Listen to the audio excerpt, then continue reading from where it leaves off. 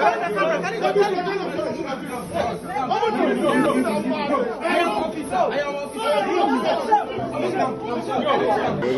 are breaking the law. They are not subject to any form of harassment, nor must they pay for a residential permit. You are breaking the law. Welcome back to the channel, guys.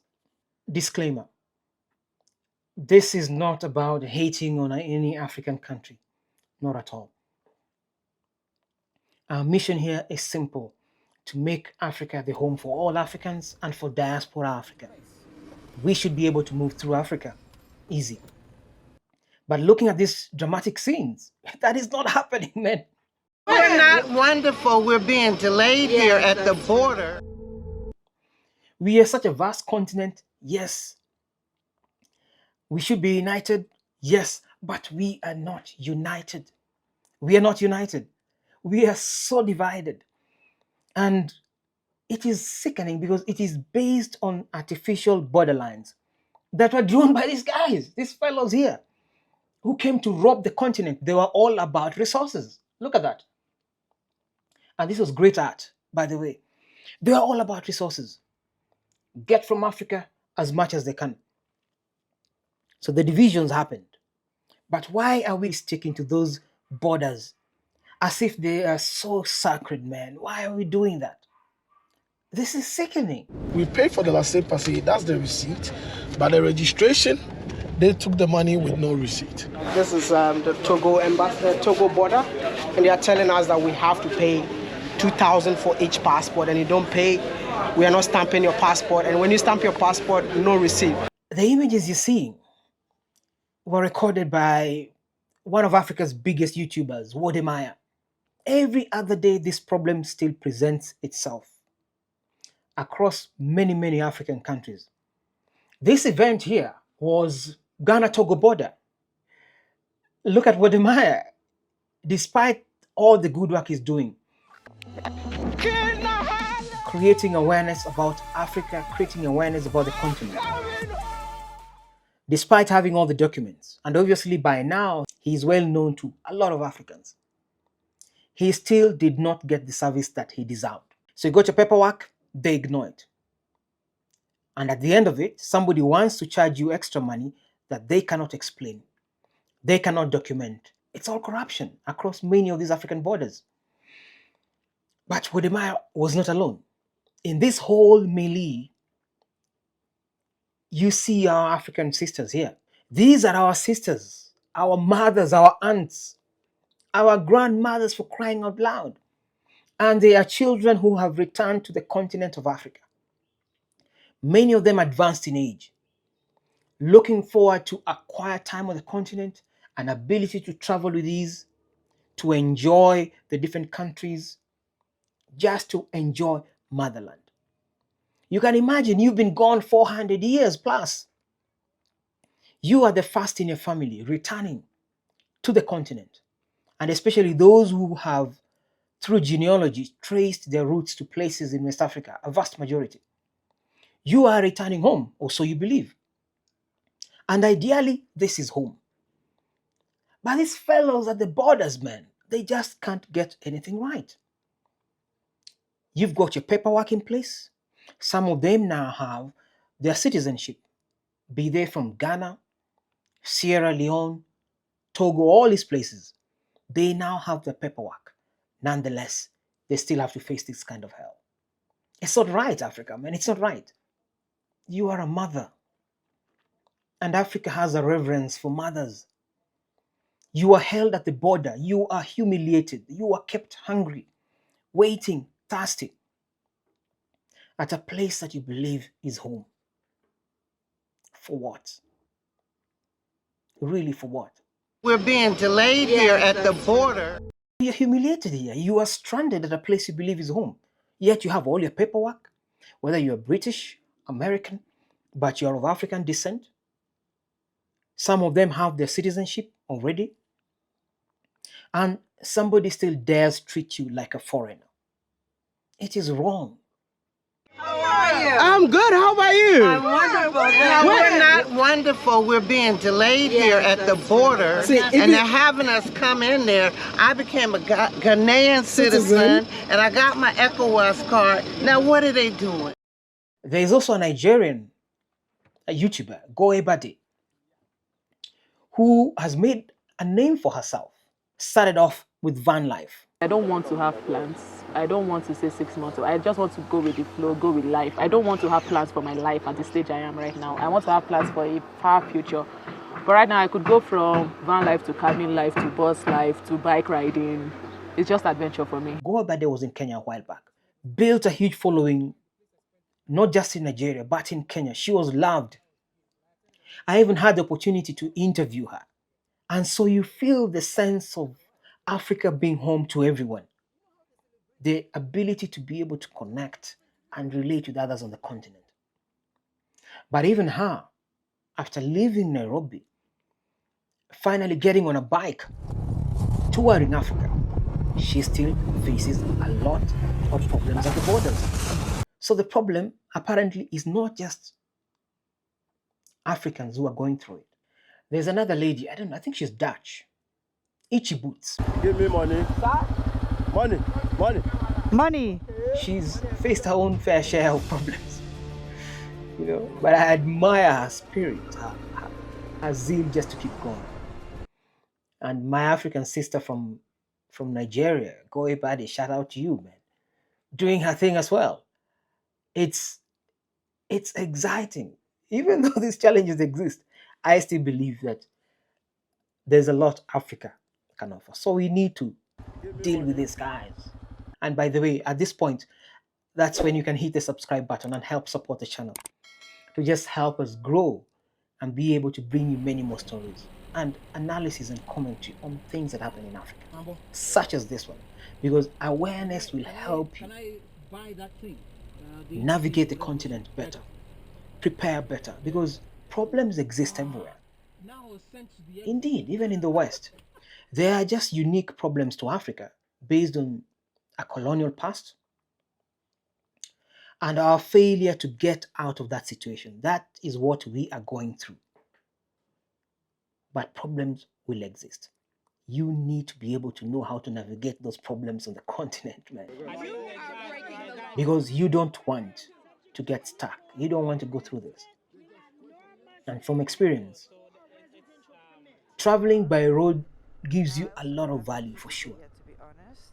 When you're up in the air, you fail to interact with culture, you fail to interact with the environment, you don't witness traditions on the ground until you get to specific locations. So overland travel will be a problem, but there's great value if you are able to prepare properly, travel even in groups.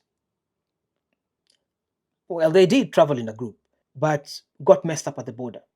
But by far still traveling in groups is way safer. Gives you the opportunity to avoid a lot of this bureaucracy, because if you have somebody who's a tour guide, a recognized travel company, they are most likely going to be able to jump over some of these problems, these hoops, very quickly, so that you're not spending 2 hours at the border, you're spending 30 minutes and you're on to the next destination. The big question is, why does this problem persist? You have borders drawn by these Europeans who at that time essentially represented a majority of the time monarchies, by the way. Never the ordinary citizen, never the ordinary European. It's the monarchies and the center capitals, the center states, the men who manage those power centers, who are hell-bent on possessing Africa, robbing Africa. King Leopold of Belgium, best case in point. The atrocities he committed in Congo was a genocide. Crazy. And then there was the Germans in places like Namibia, the Hereros, the tribes that were there. Some of them wiped up to half the population, because Namibia is not a big country. So believe you me, just read your history. This is not an exaggeration at all. Read your history. These things happened. But despite all that, It is many decades later. Most of African countries got independence in the 60s, the late 50s, like Ghana, 60s, like Kenya, Tanzania, Uganda, all these places. Yet we hold on to those borders like we are holding on to some god, something so sacred. Kenya and Uganda nearly went to war when President Idi Amin tried to claim a territory within Kenya, which really, in all fairness, if you look back at history, was also a drawn border.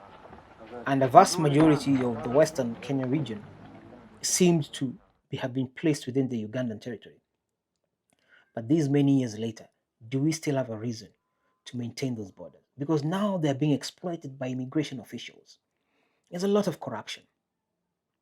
There's too many visa restrictions. Matter of fact, I was just going online right now on the X platform, and I came across a tweet by Larry Madowo.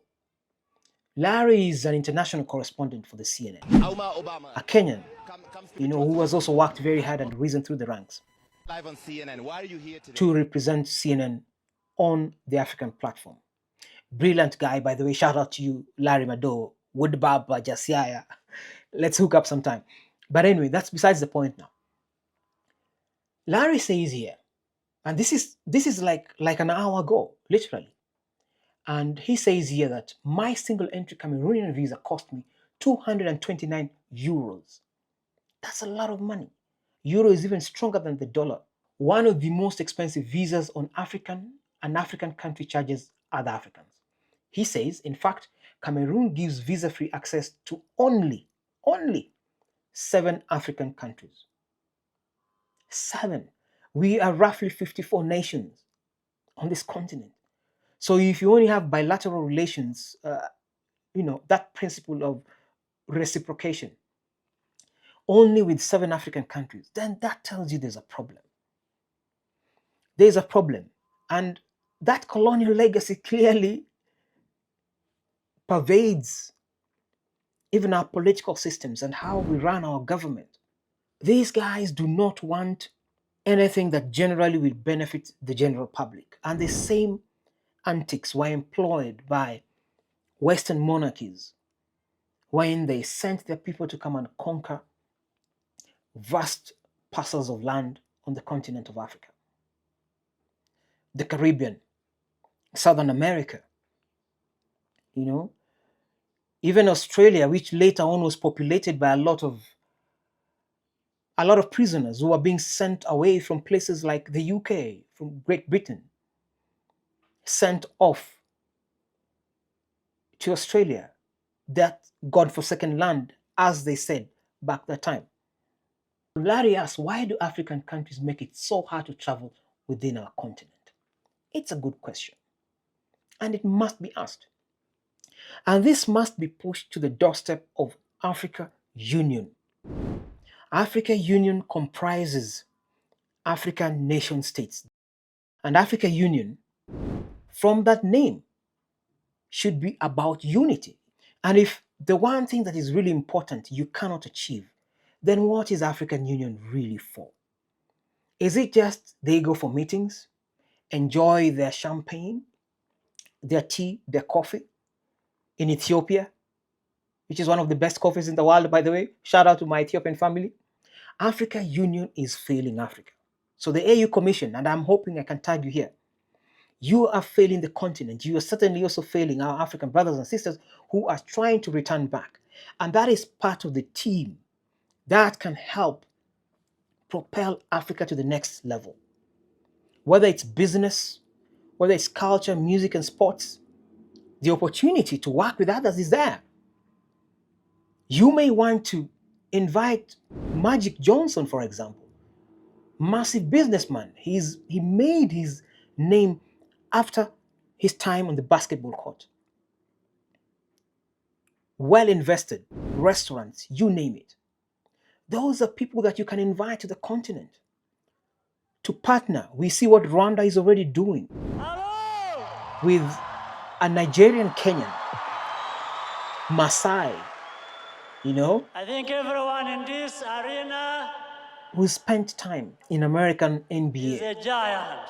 So you see the wonderful things they're doing in Rwanda and the beautiful arena that President Kagame has built. That is how Africa must think. That is where we must move to.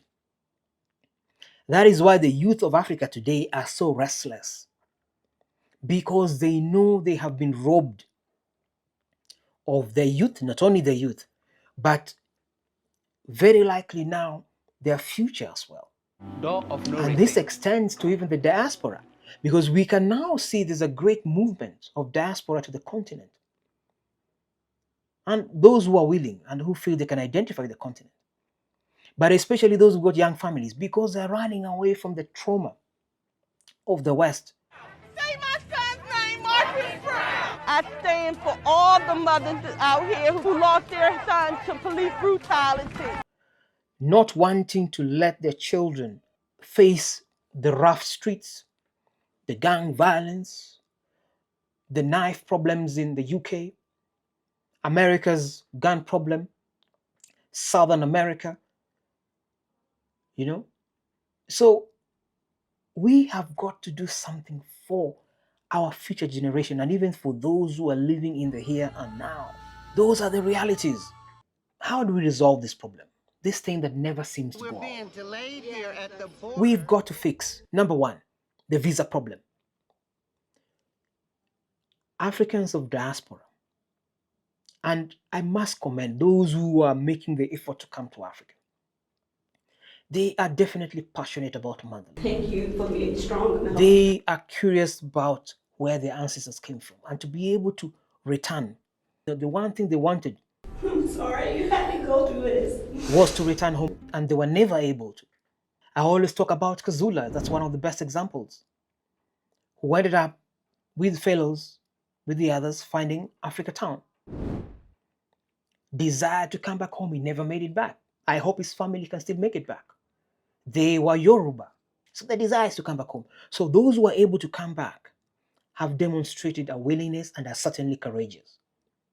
And especially if you've got young family, man, my advice is do your research, pick a country, see what can work, make that move. And the opportunity to do that is real, because you have a duality of heritage, that dual heritage. And if there is opportunity to get dual citizenship, exploit it, man. Let your children, though they came out of slavery, a rough time, there's always a silver lining to a dark cloud.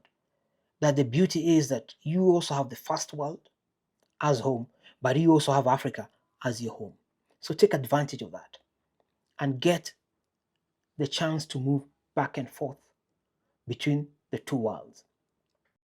I would want to believe that those children who would get that opportunity would be citizens of the world. It's a global village. And they would be able to navigate and fit in anywhere. That's my belief. Go for it, man. Go for it. My local name is Kojo. Afrocentric is about connecting you, helping you bridge the gap between Black diaspora and Africans on the continent. So go for it. And one of the things that our leaders have talked about is something called the African Continental Free Trade Agreement. The AFCFTA, which is about making sure that we are able to move goods and services across easily. Free trade, make it happen. Ensure that AFCFTA works on the continent. And this is a call to Africa Union again. The buck stops with you, man. So either work or just disband the body altogether, because what is the contributions for if you guys can't step up to the plate and make Africa great? Yeah, make Africa too great for its children on the continent and certainly those who are returning home. So those are the realities, man. Corruption is a big deal. It's there in the West. But the border movement here, it's crazy. It's sickening. And that border thing has made countries fight. It has made families, fall apart. If you look at Kenya and Tanzania, for example, You've got the Maasai community, both in Tanzania and in Kenya. So the partitioning that happened created an artificial border that split the Maasai community. And when Tanzania started off as a nation, Kenya also got its independence. The founding father of Tanzania, Mzee Julius Nyerere, a well-respected man in Africa, certainly in Tanzania, but even in Kenya, Kenyans appreciate that brother because he was able to minimize or totally get rid of the whole pressure of tribalism in that country. But within the region of African countries, we still practice country tribalism, if you wish, regional tribalism. There's always a contest between Kenyans and Tanzanians. Julius Nyerere set the country on a path of socialism. Ujamaa, which means togetherness in Swahili. That has formed the social fabric of Tanzania. So they relate much better. Kenya set off on a capitalist path through Mzee Jomo Kenyatta. And because of that and the initial formation of the East African Union, these two countries eventually became, loggerheads, because Kenya was perceived as being a little more advanced, certainly had a lot more infrastructure at the time of independence, because the British, for some reason, had stayed here longer and therefore built a greater infrastructure and tended to prefer this as the center for the East African community, the East African bloc.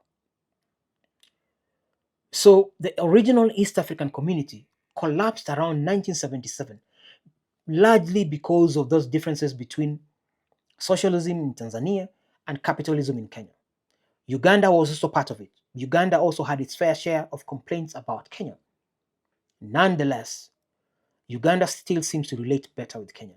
Tension between Tanzania and Kenya persists, to the extent that there was a time that even in Tanzania, there was a problem and they destroyed poultry that belonged to a farmer. Innocent chicken were burnt. Kenya, on the other hand, is busy stopping the tour drivers from Tanzania and all these things. There's so many things going on. We ought to relate better, not huddle over who can speak better English. Like Kenyans sometimes say Tanzanians can barely speak any English. Who cares? Who cares? The European continent, half of them can't even speak my own mother tongue, leave alone Swahili. So why are we busy fighting about who can speak the European language better? It's ridiculous. The same thing happens in Western African regions, where you've got the so-called Francophone and Anglophone, always at loggerheads. And it is so bad that in Cameroon, for example, the nation is somehow divided between the French-speaking region and the English-speaking region. And Cameroonians here, please, if you're on the channel, correct me if I'm wrong. You can also share some of the challenges that you guys go through. But it's a reality. In West Africa, it's even worse because the French influence has tended to interfere with systems within African region. They still manipulate that region using the CFA franc. You won't believe it that most of those West African countries under the CFA franc bank their money in France and borrow at commercial rates. How ridiculous is that? How or when are we going to fix those kinds of problems? We can't be beholden to Western powers all these years. It's time to move to the 21st century, to the 21st century. Embrace the diaspora who are returning. Team up, work together, build a continent that can be respected, because Africa is not poor, absolutely not. Africa is rich. Africa is supplying the Western countries with material, raw material, cobalt, you name it. I mean, uranium, part of the uranium that was used to bomb Hiroshima and Nagasaki came from Congo, DRC. Do your research, and you know why Patrice Lumumba was eliminated, because he spoke about Africa standing on its own 2 feet and getting rid of Western influence. Perhaps in his youth, or naivete. He spoke too soon, and he showed his hand too early. So they came for him very quickly. Rest in peace, Patrice Lumumba. But he's a man that is loved and is respected. We remember him. We remember him. I've got an uncle who's named Lumumba. So that's how affectionate we are about Congo DRC. And that is one country that if Africa was to team up and protect, help guide, they're a sovereign state, yes, but it's a huge country and it's constantly facing problems because Belgium and the Americans got rid of its founding prime minister, encouraged Mobutu to become president, a man who worked with nearly 5 American presidents. You can imagine, he was there for a good 30 years. Eventually, he was kicked out. We've got to fix this continent. The neo-colonial influence is something that we have got to get rid of. We've got to do it, man. We've got to do it. So, thank you for sparing your precious time just to hear a piece from a brother all the way from Nairobi. I hope it makes sense to you. Share your thoughts. What do you think about the borders? Should we get rid of them? Should we not get an African passport? The African Union has talked about this to enable us to travel the continent faster, easily. It should not just be words.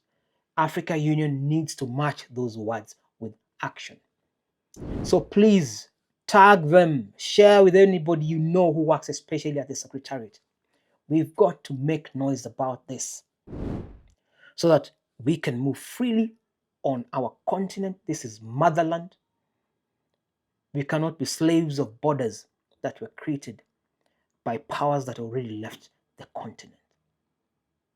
African diaspora who are returning need to return with ease and enjoy the continent that birthed their mothers, their brothers and sisters who experienced the harsh seas, the turmoil, the torture in the Western capitals, which they apparently also built. They should be able to enjoy the continent. We deserve better as Africa. If this resonates with you guys, subscribe. Please hit the like button because it helps really with the algorithm, apparently. And also share. Let's make some noise, man. Let's make the good noise. Africa is home. I hope you can embrace it. This is definitely a